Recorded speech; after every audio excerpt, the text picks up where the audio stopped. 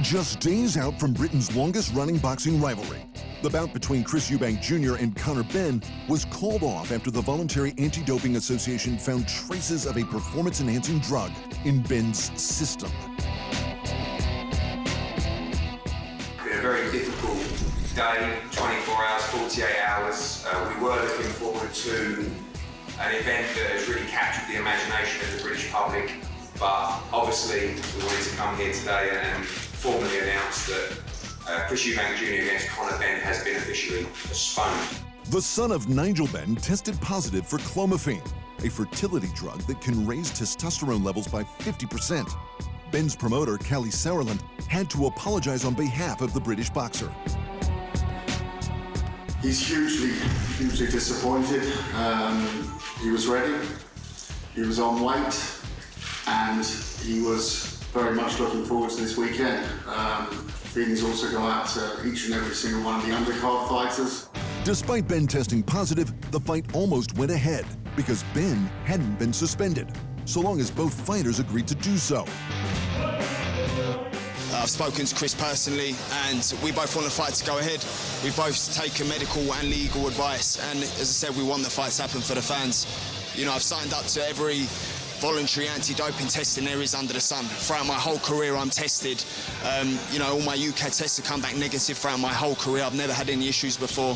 I've heard the news like you guys have heard the news, and all I can do is be a professional and make sure I'm ready to fight.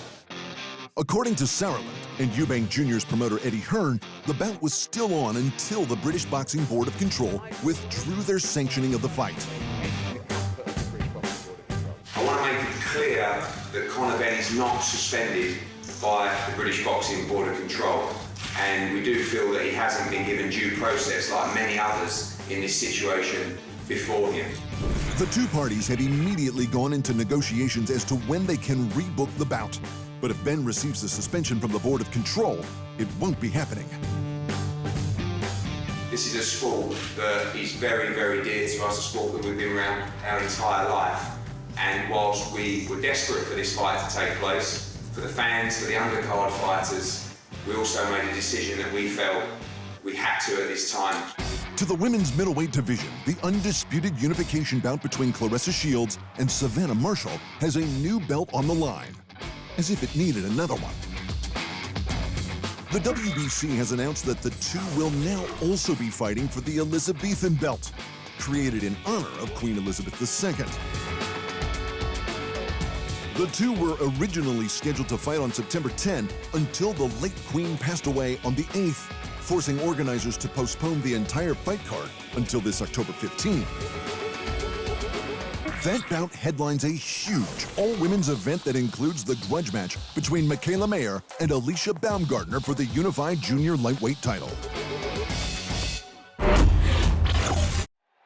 Thanks for watching, and remember, if you want more fight sports in your life, just hit the subscribe button.